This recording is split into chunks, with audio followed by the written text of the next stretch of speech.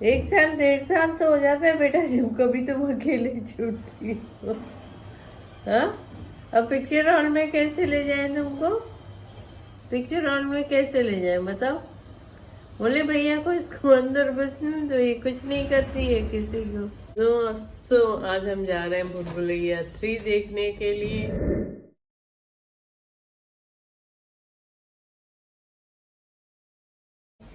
काफ़ी सुन रहे हैं कि अच्छी फिल्म है सिंघम, और इसके बीच में सोच रहे थे कौन सी देखें, फिर डिसाइड किया भूल भुलैया ही देखते हैं क्योंकि कुछ लाइट कॉमेडी स्ट्रेस फ्री वाली चीज़ें देखनी थी। काफ़ी काम कर करके थक गए और बहुत ज़्यादा पेन भी है, तो हमने कहा चलो थोड़ा रिलैक्स होते हैं थिएटर में जा कर के और सुनते हैं। फीडबैक बहुत अच्छा है मेरे पास फिल्म का, तो आपको फीडबैक दूंगी फिल्म के बाद।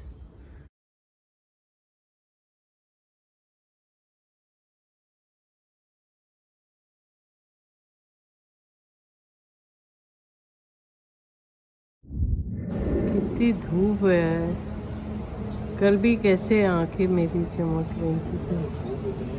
हाँ मतलब कोई अभी भी ठंड का कुछ नामो निशान नहीं है बॉम्बे में।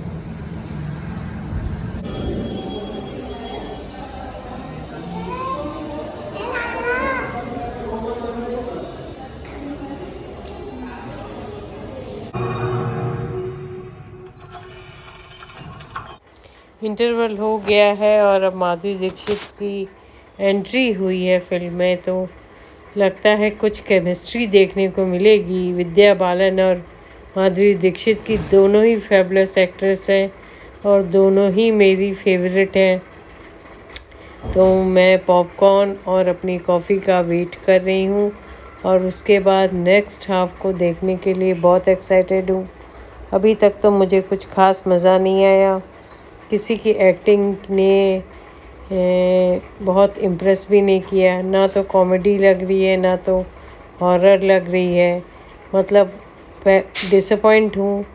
हाँ ठीक है, एक अच्छी आफ्टरनून एंजॉय कर रही हूँ। हेलो, अरे लारा, बहुत टाइम बाहर अकेले लेना पड़ गया भाई। पिक्चर दिखाने ले गया था ना, मम्मा को पिक्चर दिखाने ले गया था। Bye bye bye. Hey guys, देख के आ गए Bhool Bhulaiyaa 3। Disappointed, very much disappointed. बहुत ही cheap type comedy, cheap in the sense कि किसी भी कॉमेडी पे हंसी नहीं आ रही है। और कार्तिक आर्यन की एक्टिंग वेरी एवरेज।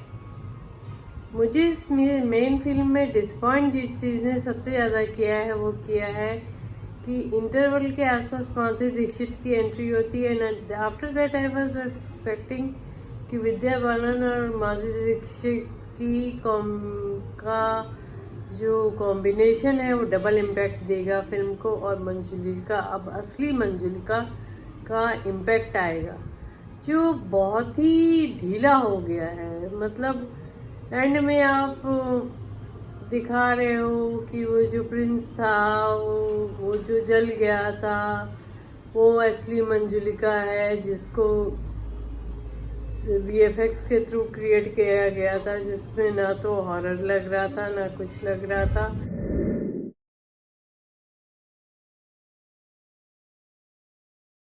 ध्रुव त्रिपाठी आपको 1 मिनट यार, अब ध्रुव त्रिपाठी आपको रिव्यू देंगे भूल भुलैया 3 का। बताइए ध्रुव, जरा कहानी बताइए आपको क्या मतलब कंटेंट क्या है। अगर आप एक लाइन में पूछिए तो अगर आप इस पिक्चर को क्लाइमेक्स तक देखेंगे तो आपको समझ में आ जाएगा कि इस पिक्चर का कंटेंट एक शब्द में यही है कि एक राजमहल था जिसके राजा देवेंद्र नाथ थे, एक जो क्या कहते हैं जो ट्रांसजेंडर थे अपने टाइम में, और क्या उनको नृत्य का नाच करना पसंद था जो है बंगाली गाने पे, और उनकी 2 बहनें थी जिसने जो है क्या कहते हैं अपने राजा को चुगली करी कि ये तो ट्रांसजेंडर है, ये तो नाचता है, तो राजा ने उसको मरवा दिया।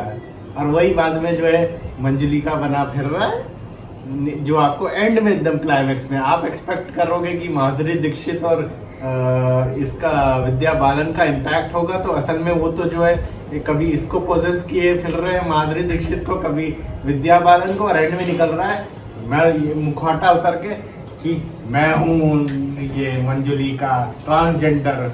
लारा निकली मंजुल का।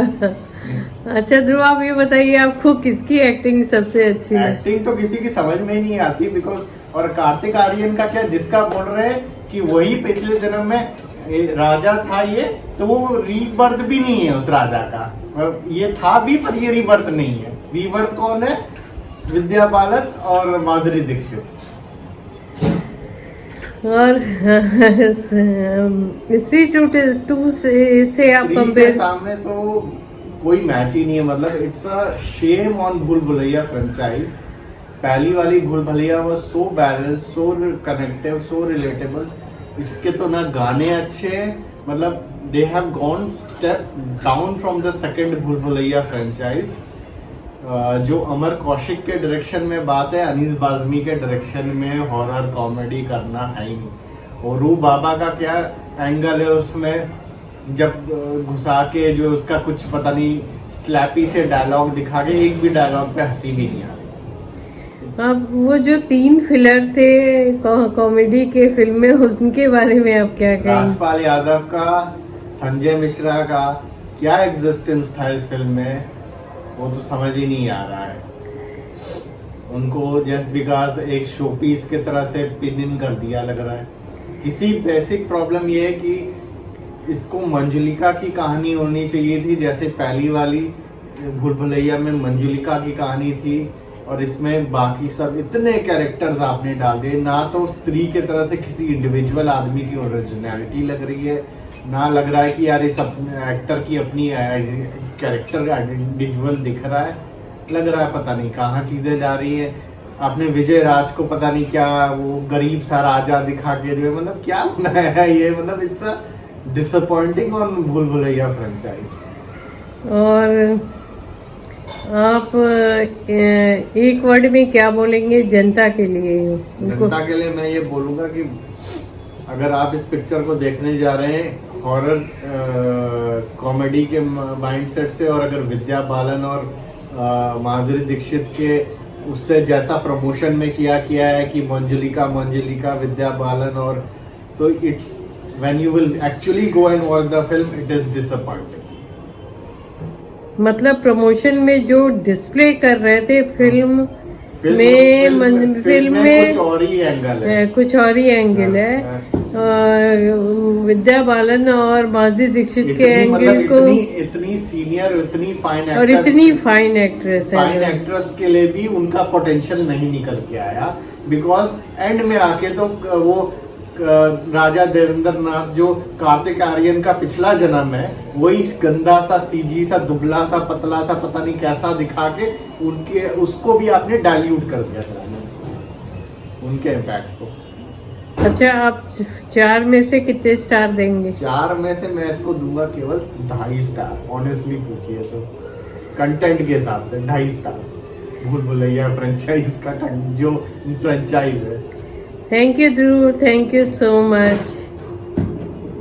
तो अगर मैं कंपेयर करूं तो मुझे जितनी बढ़िया पहली वाली भूल भुलैया लगी थी, ऐसा उसका अभी तक कोई मैच नहीं आया है, क्योंकि वो कंटेंट और कमर्शियल दोनों का बहुत अच्छा मिक्सचर था और गजब की एक्टिंग की थी एक्टर्स से। तो मैं तो डिसअपॉइंट हुई। इसको मैं 4 में से 2.5 स्टार दूंगी।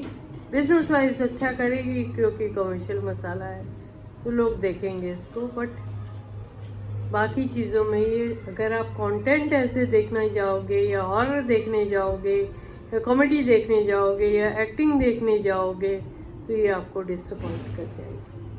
Thank you so much, ta-ta bye bye, फिर मुलाकात करेंगे।